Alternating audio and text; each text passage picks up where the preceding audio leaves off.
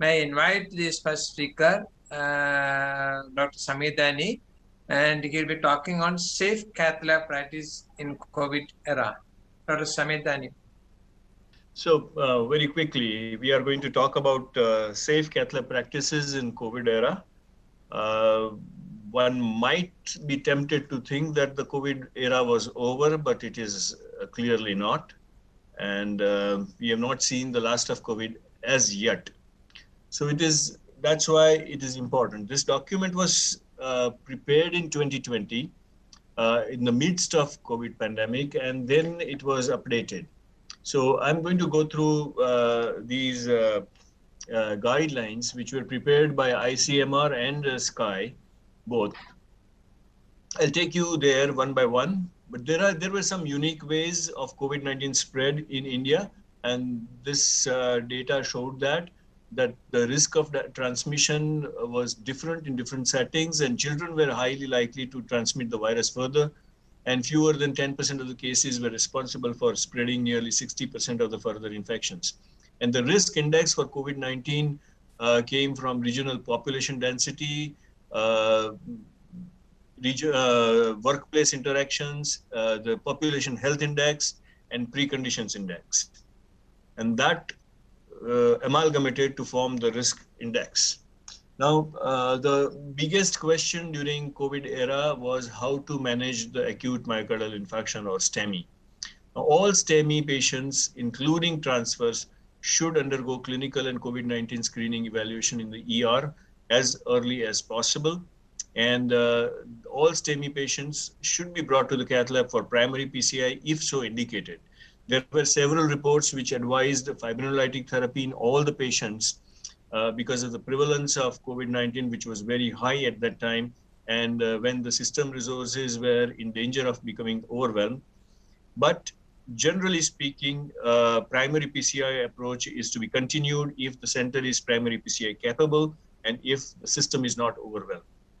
Because in the COVID era, we have known that primary PCI still scores over fibrinolytic therapy in majority of the cases. But given the regional variations, these therapeutic options may have to change, and that is recognized by these guidelines. Systemic fibrinolysis may be considered for low-risk STEMI, like inferior STEMI without RVMI or lateral infarction without hemodynamic compromise, or when you suspect that this is a very high level of very high thrombus load situation. When possible, all the procedures should be done bedside, and cath lab should be reserved for actual cath lab procedures. And when the patient is shifted to the cath lab, maximal protection to prevent staff exposure should be employed, including effective PPE. PCI in STEMI should only be performed to the culprit vessel unless a non-culprit lesion is also unstable or multiple culprit lesions are present or there is a hemodynamic compromise. Performing endotracheal intubation in the cath lab should be avoided to the extent as possible. And in patients with respiratory distress, early intubation prior to transfer to the cath lab should be considered in order to minimize aerosolization and the staff exposure. Within the cath lab, a single procedure room should be ideally designated for the care of COVID-19 patients and airflow modified to negative pressure if possible. Now, this has not been possible with most of the cath labs, probably all the cath labs in India. Very few of my colleagues or friends I have talked to have been able to get negative pressure in their cath lab. Generally, it is positive pressure. And if that is so, that positive pressure, air pressure should be nullified. There are a number of measures which have been suggested, and as you can see, the most effective is hazard elimination or substitution. And then engineering and administrative controls are more efficacious than even individual PPE. So that is to be kept in mind when the hospital authorities are dealing with the COVID-19 situation. Now, in the context of COVID, we know that there are lots of issues. The procedures have to be carried out because the lives must be saved irrespective of the raging COVID outside. But we have unclear data, The revenues have fallen during those times, and there are missing STEMI. There is lack of protective kit availability. There's lack of certain environmental or engineering measures in place, and there is manpower attrition, and there is emotional trauma. So in this context, it becomes very, very important to follow these guidelines. And this Operation Rebuild was kind of brought together with the help of ICMR. So infrastructural changes, like there was a proposed floor plan for cath lab, especially those cath labs which are coming up after the COVID era or now. They need to keep their floor plan with the possibility of COVID pandemic in mind. There are measures to be taken before the patient enters the cath lab.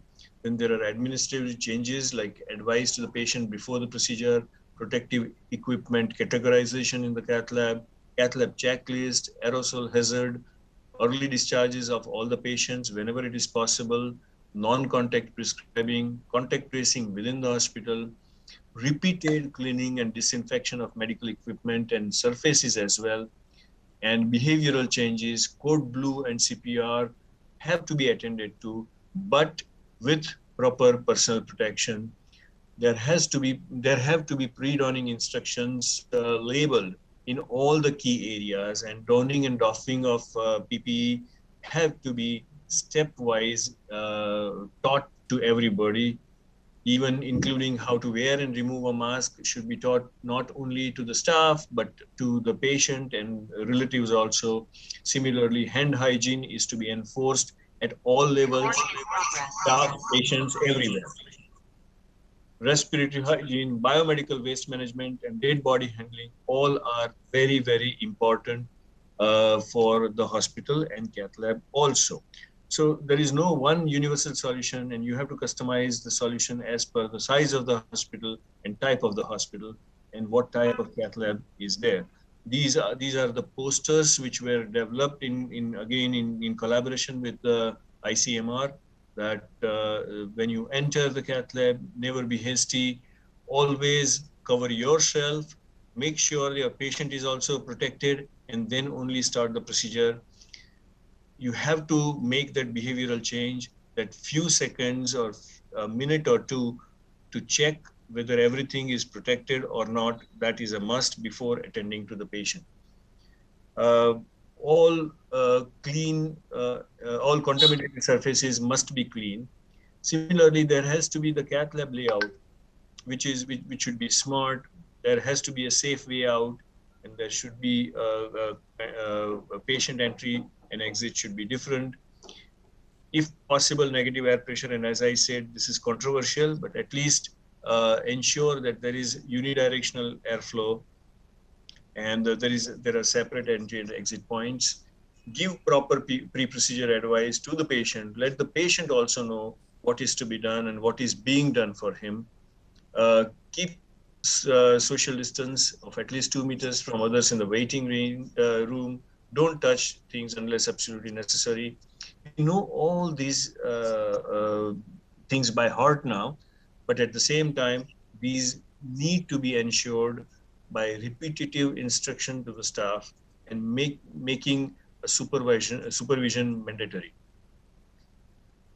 Circulating staff, operating staff have to be separated. Proper protection should be given to them. Aerosols in air have to be accounted for. Beware of cough, sneeze, and vomiting. The behavioral instructions, how to cover your cough or sneeze with bent elbow, that also needs to be taught to all the staff and the relatives. And always have a cath lab pre-entry checklist, and that checklist has to be ticked off by one of the staff who is responsible for that. Similarly, early patient discharge after the cath procedures is very important, and make sure that the patient is out of the hospital as early as possible, as soon as he is well. Remote patient contact should be maintained. Keep the communication. Many hospitals have installed now the video communication systems within the hospital also.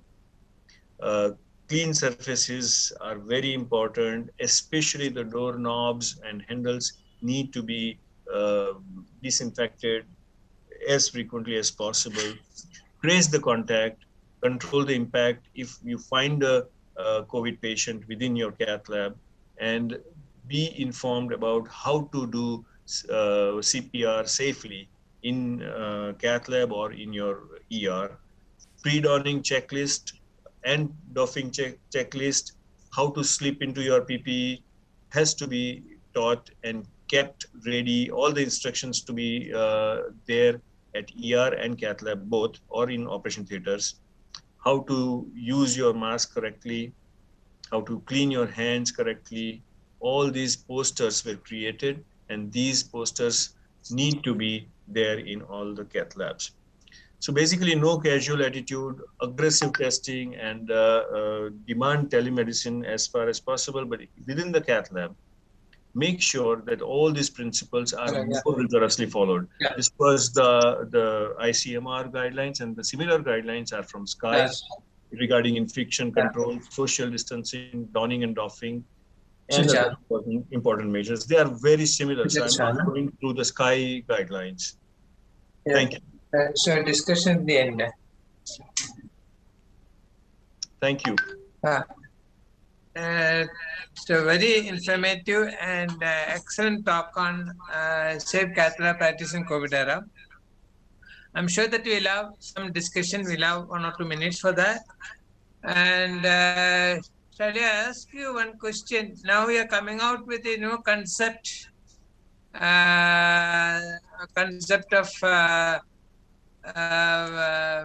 this cath lab, which is designed for COVID era.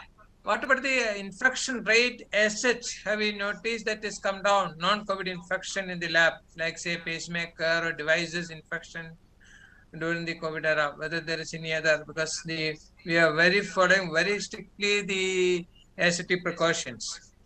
Second one is, what is your practice in COVID era regarding the acute infarctions and the ACS? Whether is there any reduction in the number?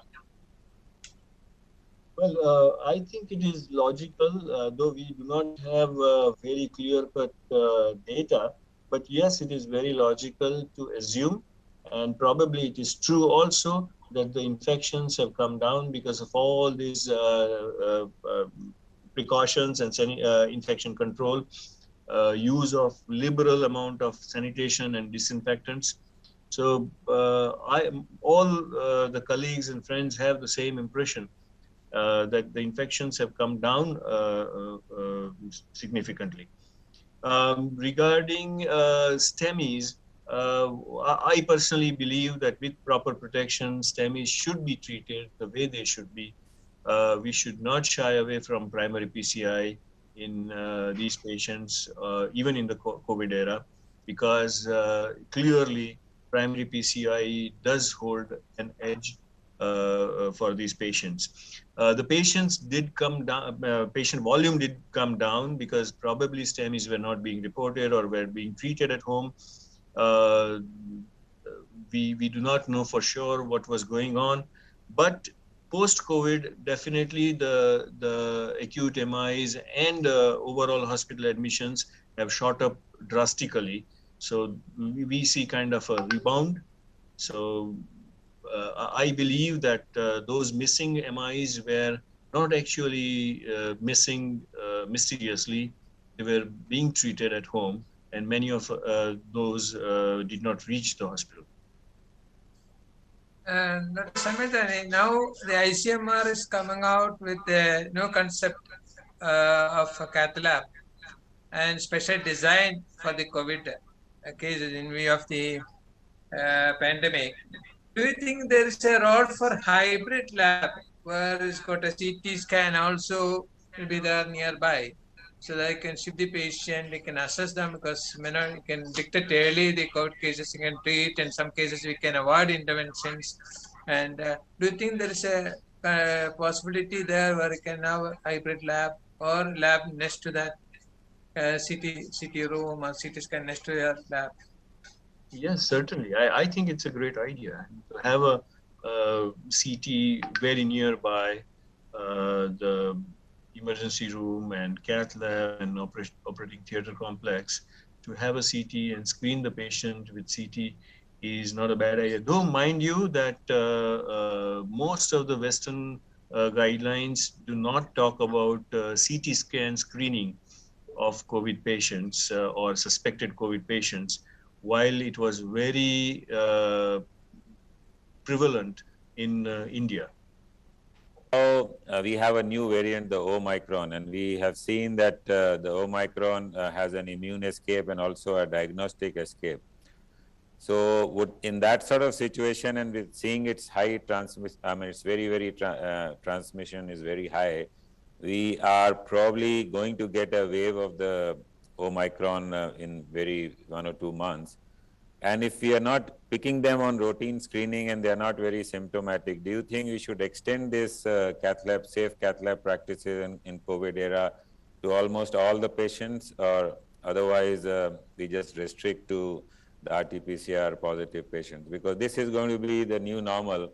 We will be missing a lot of patients where we do not know that they have COVID. And recently I had a patient with acute aortic dissection, was admitted as a COVID negative, had a debranching done, and after discharge, the second day he comes for his stitch removal and he was COVID positive, and I have to do a stent graft. I'm waiting for 2 weeks. And so we don't know, in between this patient must have infected a lot of patients but tested negative. So how do we go around this new normal in coming years? And do you think we should have a universal protection, thinking that everybody is positive and we protect ourselves, or we just leave it like that?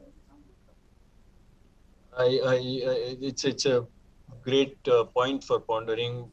It is going to be very difficult, but I think even though it is difficult, we must do it for at least next couple of years, because COVID has taught us that similar infection in future also can bring the world down to its knees very easily. So I think this new norm should be here to stay.